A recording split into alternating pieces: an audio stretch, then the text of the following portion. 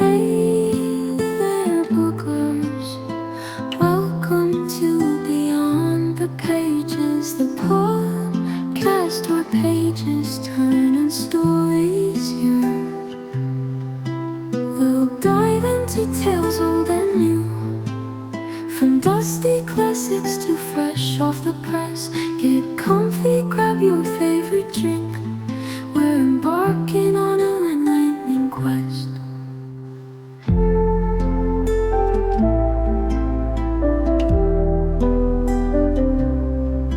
Welcome back, everyone. We're diving deep today, really deep, into emotional intelligence. EQ. Yeah, EQ. That mysterious something that can really make or break us in life.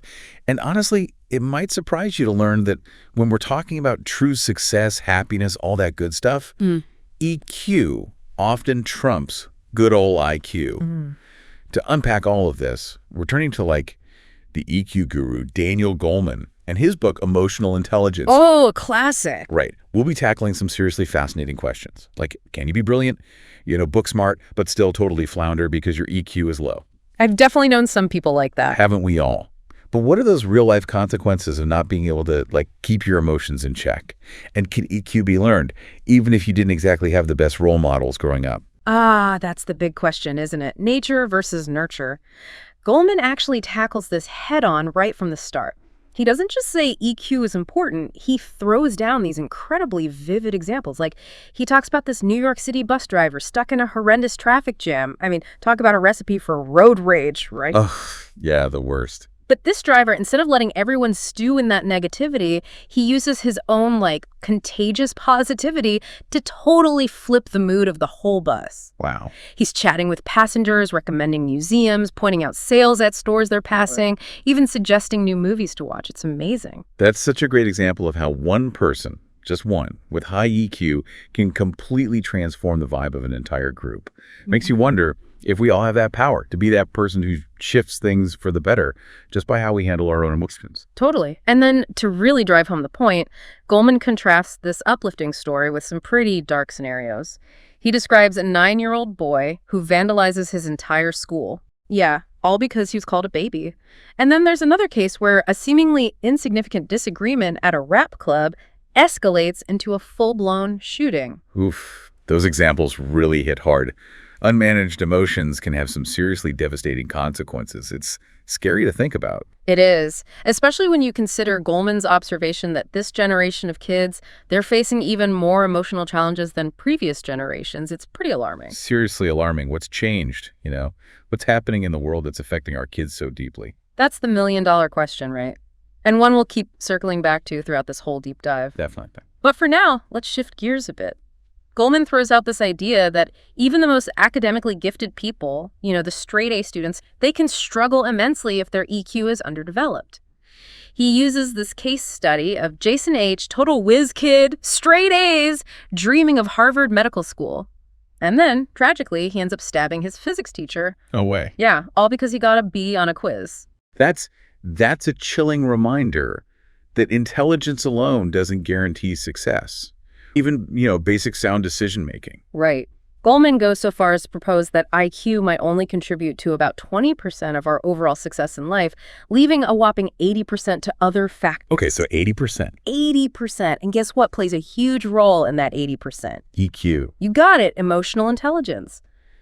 But here's the good news. It's not like we're stuck with whatever EQ we're born with. Oh, good. Goleman makes this really compelling argument that our brains are incredibly adaptable. So yes, temperament, our basic personality, that has a genetic component. But the way we learn to handle our emotions early on that shapes our neural pathways makes us more or less adept at dealing with feelings. So it's like those experiences we have, especially when we're kids, actually mold our brains. Exactly. Our brains are constantly being shaped by what we experience. So even if someone had a rough childhood, or maybe their family didn't exactly teach them healthy emotional habits, There's still hope. Absolutely. That's one of the most hopeful things about Goleman's work. He emphasizes that we can keep learning and refining our EQ throughout our entire lives. It's never too late to start rewiring those neural pathways. I like that. Never too late. So how do we do that? Where do we even begin? Well, Goleman breaks it down into 5 key domains of EQ. 5. Okay. Hit me with them. All right. So we've got self-awareness, self-regulation, motivation, empathy, and social skills. Think of them as the essential building blocks of emotional intelligence. So it's not like you're just born with these skills or you're not. They can be learned and developed just like anything else. Exactly. Now, let's get a little more, shall we say, cerebral and think about how emotions actually work inside our brains. Are we just puppets to our feelings, or is there more to it? That's a good question. I'm especially curious about those times when it's like our emotions totally hijack us. We say or do something we immediately regret. Oh, we've all been there. What's going on in our brains during those moments? Well, Goleman uses this really interesting analogy to help us understand. He says we can think of the brain like two iconic Star Trek characters, Spock and Data. Love it. Okay, I'm following. They're both super intelligent, right? But they approach the world in totally different ways. Spock is all about pure logic. Data is all about pure data processing. But neither one really captures the full human experience. Right. Emotions, as messy as they can be, add this richness, this depth. And often they're the things guiding us through complex situations where pure logic just wouldn't cut it. It's like that gut feeling we get sometimes, right? Even if we can't explain it logically, it often steers us in the right direction. Exactly. And to show how vital emotions are to making good decisions, Goleman brings up the case of Elliot. He was this high-powered lawyer who had surgery to remove a brain tumor. Oh, wow. Yeah. The surgery itself was a success, but it ended up impairing his ability to process emotions. So even though the tumor was gone. Right. He could no longer make sound decisions, even in simple everyday situations. Wow. That's a pretty extreme example of how emotions influence our thinking in ways we probably don't even realize. It really is. It makes you appreciate how intertwined feelings and logic are in our brains. Totally. Okay, so back to those emotional hijackings. What's actually happening in our brains when we, completely lose it? So Goleman digs into this using the work of neuroscientist Joseph Ledoux, who discovered this neural back alley in the brain. A neural back alley. Okay, that sounds a bit shady, like something out of a spy movie. Maybe a little bit. But it's basically a shortcut in the brain. Okay. So picture this. The amygdala, a part of our brain, it's like our emotional alarm system. It's what triggers that fight or flight response when we're in danger. Makes sense. But sometimes this alarm gets tripped in totally normal social situations. Like when someone cuts you off in traffic and you see red. Exactly. That's your amygdala going haywire. And it can cause us to react emotionally before the thinking part of our brain, the cortex, has even had a chance to process what's happening. So it's like that feeling when you jump back from a garden hose thinking it's a snake. Right. You react before you even realize it's not a threat. So basically, our emotions can hijack our reactions before our rational brain can even catch up. Exactly. It's why we sometimes lash out at loved ones or do things we totally regret later in the heat of the moment. Which brings us to why self-awareness is so crucial. If we can at least recognize our triggers, maybe we can head off those hijackings before they happen. You're getting it. Goleman really stresses that self-awareness is the foundation of EQ. Like, if you don't even know what you're feeling or why, how can you manage it? Makes sense. But this is where things get interesting because some people are super tuned in to their inner world. Right. Like they can just name their feelings and tell you exactly what's going on inside. Right. But others are totally clueless about what they're feeling. And this can lead to a condition called alexithymia. It's basically the inability to identify and express emotions. So instead of realizing they're feeling stressed, they might go to the doctor for, headaches or stomach aches. Exactly. They're misinterpreting emotional distress as physical symptoms, which is why it's so important to build emotional literacy. And not just in ourselves, but especially in our kids. It's not just about feeling better. It impacts our health, our relationships, everything. So much more than just a feel-good thing. Right. Okay, so we've established self-awareness as the cornerstone. But what's next? How do we actually get better at handling those tough emotions we all have? Anger, worry, sadness. Give us the tools. Well, let's start with anger. Goleman gives some really practical advice, like reframing our thoughts. Okay, yeah. So say someone cuts you off in traffic. Instead of assuming they're just a jerk, try considering other possibilities. Maybe they're rushing to the hospital or dealing with a family emergency. So it's like choosing a different story in your head instead of letting the anger take over. Exactly. Give people the benefit of the doubt, even when it's hard. Another great strategy is taking a moment to cool down before reacting. Feel that anger rising. Step away. Take some deep breaths. Let yourself process it before saying or doing anything you'll regret. I guess those few seconds can make all the difference between a calm response and a total meltdown. They really can. And practicing relaxation techniques, things like meditation or yoga, can help us regulate our nervous systems and develop a more peaceful inner state. So it's not just about dealing with anger in the moment. It's about building those inner resources to help us stay grounded. Exactly. Now, worry, that's another beast entirely. Goleman points out that worry often gives us this partial payoff, like it makes us feel prepared for threats, even if they're unlikely. Worrying is like paying interest on a debt you might never owe. Love that. And to break free from chronic worry, Goleman recommends a multi-pronged approach. Develop that self-awareness so you can recognize those worry spirals early on. Then, use relaxation techniques to calm the anxiety, quiet the mind, and finally, challenge those worrisome thoughts. Ask yourself, are they really realistic, or are you catastrophizing? So basically, be mindful, calm your body, then put those thoughts on trial. You got it. Now, sadness, that's one that requires some nuance. Important to distinguish between healthy grieving, which is natural, and clinical depression, which needs professional help. Right. Everyone feels down sometimes, but it's when it takes over your life, that's when it's a problem. Exactly. For those everyday blues, Goleman suggests things like spending time with loved ones, doing things you enjoy, being in nature. Actively choose things that nourish you emotionally. It's like remembering to fill your own emotional tank so you have the energy to deal with life's challenges. Love that analogy. Okay, let's talk motivation. This is huge for achieving goals, living a fulfilling life. Goleman shares this fascinating study about violinists. Researchers found that the ones who became top tier, they weren't necessarily more talented, they just put in way more hours practicing. So it's more about that grit, that willingness to push through even when it's tough. Absolutely. And that persistence is tied to our emotions. It's about staying motivated, even when we hit roadblocks. This reminds me of that idea of flow, that feeling of being totally absorbed in something you love. Is that connected to motivation too? Oh, absolutely. Goleman actually draws on the work of Mihaly Csikszentmihalyi, who coined the term flow.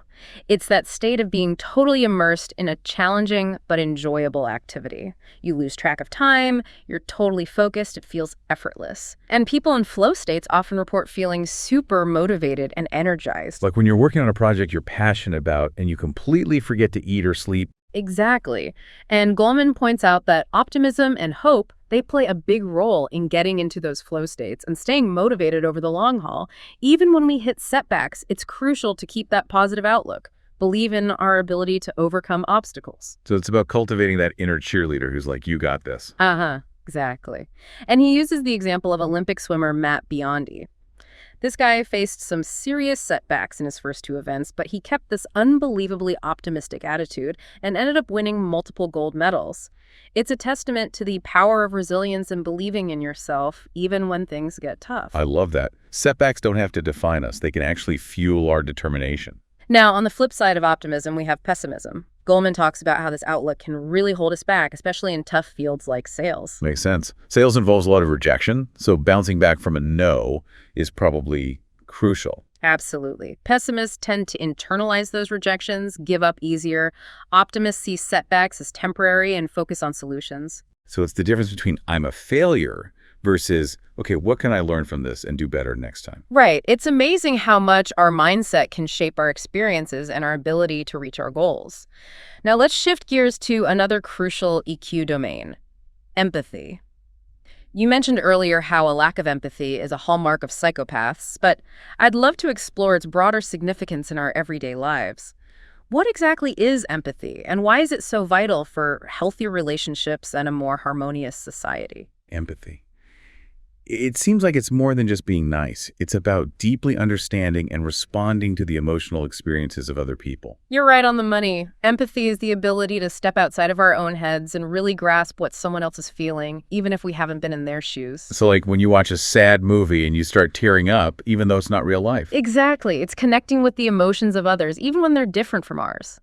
And Goleman points out that empathy is essential for building strong relationships, resolving conflicts peacefully, and creating a world where people understand and care for each other. Makes total sense. If we can get where someone's coming from emotionally, it's easier to communicate, find common ground, even when we disagree. Right. To understand how empathy develops, Goleman highlights the work of Daniel Stern, who studied mothers and infants. Stern observed this beautiful thing called attunement. Attunement? Yeah. It's where mothers intuitively mirror their baby's facial expressions, sounds, even their breathing patterns. This nonverbal exchange helps babies learn to recognize their own feelings and understand the feelings of others. That's amazing. So these early interactions shape how our brains develop empathy later on. They really do. And while it's most obvious between mothers and infants, attunement keeps playing a role in our relationships throughout life. When we feel seen, heard, understood, it strengthens our connections, creates a sense of belonging. So it's not just baby stuff. It's about all of us feeling connected and validated. Exactly. But then the question becomes, what happens when that early attunement is missing? What are the consequences for a person's emotional development?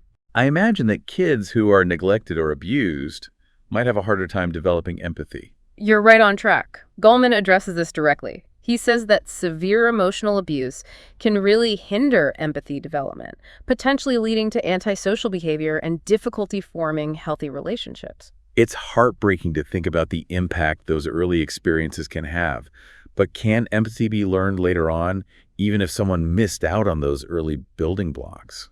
That's a tough one, and researchers are still figuring it out. Some people might have a biological predisposition that makes it harder to develop empathy. But there's evidence that it can be cultivated and strengthened through conscious effort and therapy. So there's hope. Always hope. And to make things even more interesting, there's evidence of a neurological basis for empathy. Goleman talks about studies on brainwave patterns in psychopaths, which show they respond differently to emotional stimuli compared to non-psychopaths. So there might actually be structural differences in their brains that affect their ability to empathize. That's what the research suggests. It brings up that whole nature versus nurture debate. How much is hardwired versus shaped by our experiences? It's fascinating. Definitely. This whole discussion about empathy has been so insightful. It makes you realize how much those early experiences shape us and how even in the face of adversity, there's still potential for growth and healing. Okay, so switching gears a bit, how does all of this empathy stuff play out in real-life social situations? Are there like unspoken rules for how we express our emotions depending on where we are? There are. Goleman calls them display rules. Basically, cultural norms that dictate how we're expected to show our emotions in different settings. Like, it's okay to cry openly at a funeral, Right. but probably not to burst into tears during a business meeting. Definitely not. It's about recognizing that different situations call for different levels of emotional expression, and being socially intelligent means knowing how to adapt accordingly. So this is where social intelligence comes in. It sounds like it's more than just being charming or good at small talk. It is. It's a whole range of skills that let us navigate social situations well, build strong relationships, and achieve our goals when we're interacting with others. So it's about reading a room, understanding the dynamics, adjusting your behavior to create positive interactions. Exactly. And Goleman says socially intelligent people are great at picking up on subtle cues, adapting their communication style, and building rapport with whoever they're talking to. Okay, so if you can walk into a room full of strangers and effortlessly start conversations, you've probably got pretty high social intelligence. That's one way it shows up, yeah. Mm-hmm. But it's also about navigating tougher situations, like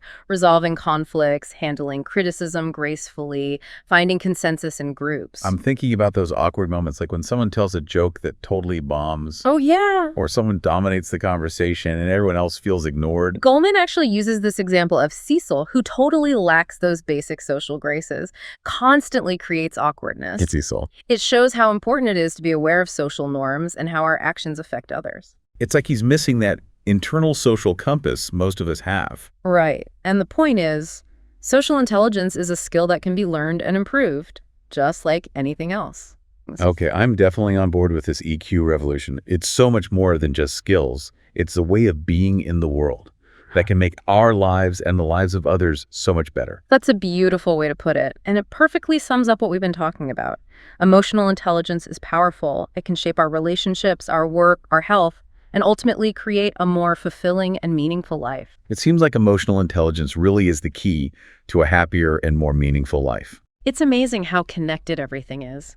Our emotions don't just affect our own experiences, they affect how we interact with others and even our physical health. It's like EQ gives us this superpower to navigate life. Yeah. With more awareness, understanding, and compassion. And the best part is, it's a superpower we can all work on and get stronger. Okay, so let's talk about practice. We've explored the 5 parts of EQ: self-awareness, self-regulation, motivation, empathy, and social skills. But how do we actually develop these skills day to day? That's the big question, where we put it all into action. Remember how we said self-awareness is the foundation of EQ?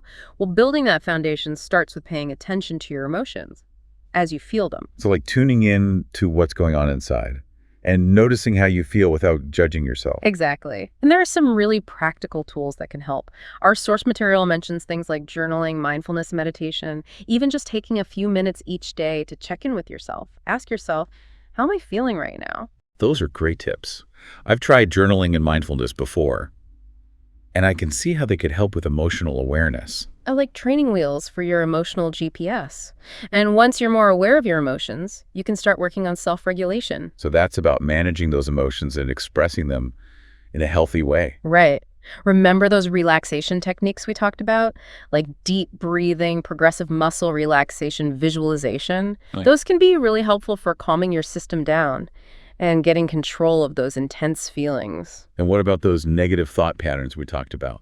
The ones that can kind of spiral and mess up our relationships and our well-being. Ah, yes, those tricky thoughts. Well, one of the best ways to deal with them is to just notice them. When you have those critical or judgmental thoughts, stop and challenge them. So it's like catching yourself being negative and saying, wait a minute, is that even true? Exactly. Question those thoughts. Look for evidence to back them up or prove them wrong, and then try to reframe them in a more positive and realistic way. Like giving those negative thoughts a makeover. Right. And don't forget about the power of positive self-talk. Things like affirmations, gratitude practices focusing on your strengths.